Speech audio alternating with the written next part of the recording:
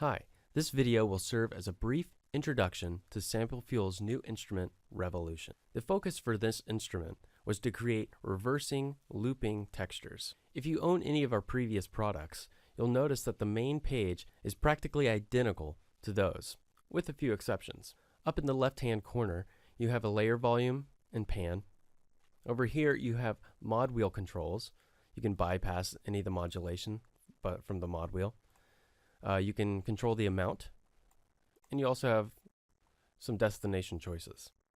This is very similar to the aftertouch. You have destination choices, you've got an amount, and you can bypass it.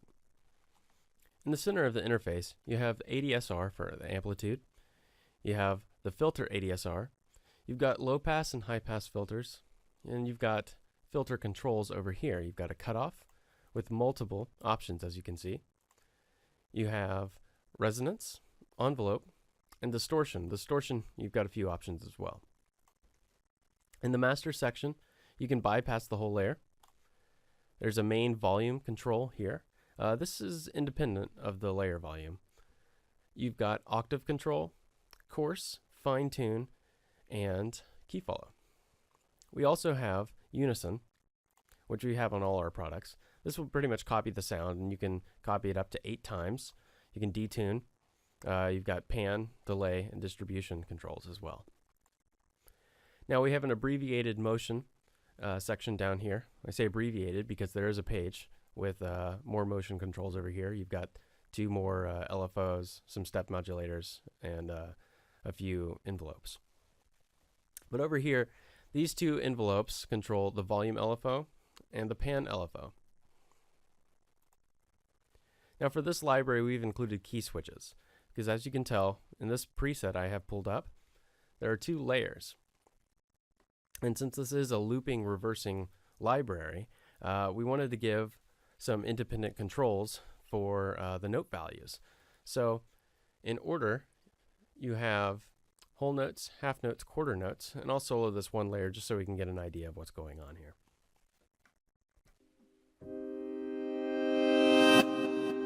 So there's our sound, and it's looping in whole notes. Now I can hit the next key switch, and it can now loop in half notes. And now quarters. So as you can imagine, if you have 2 layers, you can either have them looping at the same speed, or I can have one on whole notes and another on quarter.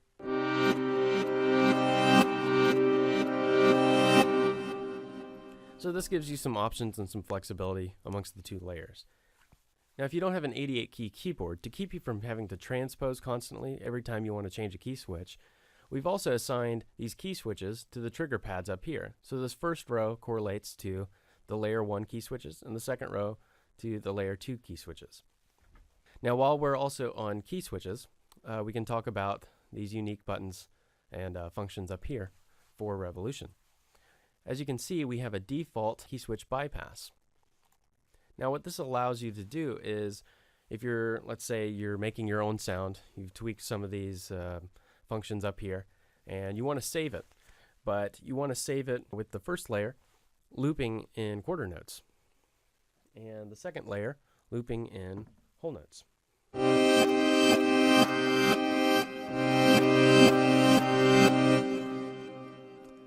And every time you bring up that patch, you want it to default to the specific articulations that you've hit on the key switches. All you need to do is double click this. Then I will hit the quarter note articulation for layer 1. As you can see, it changed. And I would do the same for layer 2. I'd make sure that it's on the correct articulation. And then you can save it, and every time you bring it back up, it will come back with the correct articulations that you saved it with. Now, if for some reason you don't like that function or that behavior, you can turn that off. Next, you have some speed, vary speed functions to the right of that. Now, what these can do is they just add a little bit more flexibility, a little bit more control to the note values and some of the speed. So let's say I'm on the first layer. I'm just going to solo this again. and I have it on quarter notes. I'd rather it be, closer to eighth notes. So I can double the speed there. I can also cut it in half. So now it's also half notes. Granted, you do have a half note key switch down here. Since they are different samples, they may sound a little different. And if you prefer one sound over the other, that's up to your taste. Also, by cutting it down by half, if I go to the whole notes, I can now increase the phrase to 2 bars.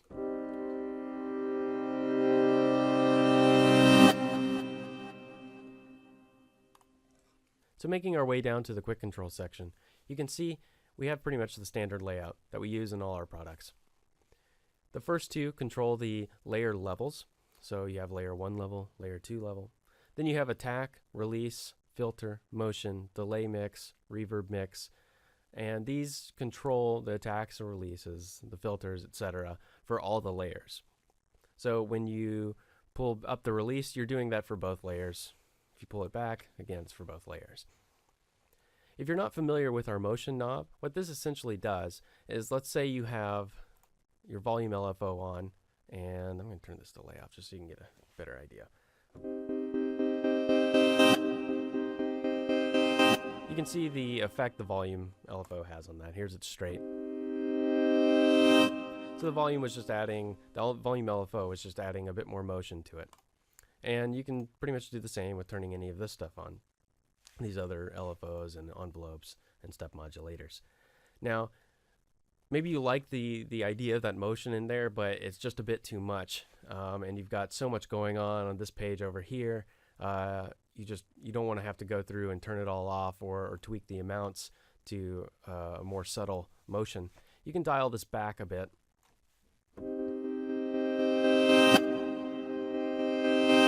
And as you can tell, you still have the motion in there, but it's a little more subtle. Again, if you're in a quick hurry and you don't want to fuss with any of the amounts or turn off all the motion, you can dial this all the way to the left, and now, as you can tell, they have no real effect on the sound. Also to note, in this library, we have supplied 26 reversing textures and sources. On the sample page, there's plenty of parameters for you to tweak, including the loop mode itself and the playback mode. This library contains over 450 presets, some of which are just one layer, most are 2 layers, and some contain a 3rd layer, which is also a grain layer. With this layer, you can provide extra texture, pads, or motion. This layer itself provides over 77 different sources for you to choose from. A couple more things I would like to mention with this library is that if you just want a standard reverse sound that's not looping, of course, you can just set your click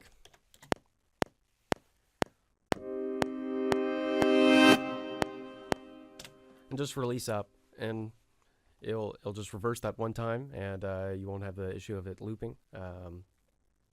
So it's easy to do that. Just make sure that the delay is all the way down. The reverb, you can set that as desired, but you'll get that standard reverse sound. Another thing I'd like to mention that I'll go in more depth on in another video is phrases. Now, typically the way we've done phrases before is I find the instrument I'd like to reverse. I have to think of a phrase that how I want it to sound when it reverses, but then I have to think of it backwards so that I can record it forwards and then reverse again. And although that's always pretty much worked, there's a lot more steps to that. With this, you can pretty much get that how you want it with this reversing library. For instance, I'll go ahead and just play a phrase.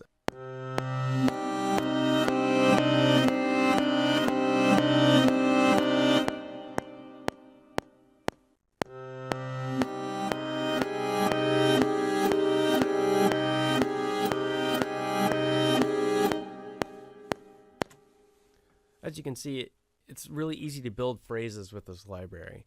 You don't have to do any mental games where you need to think of it backwards, then play it forward, and then reverse it again. You can just think of it and play it, and it translates pretty smoothly. So that's kind of a brief introduction into our new product, Revolution.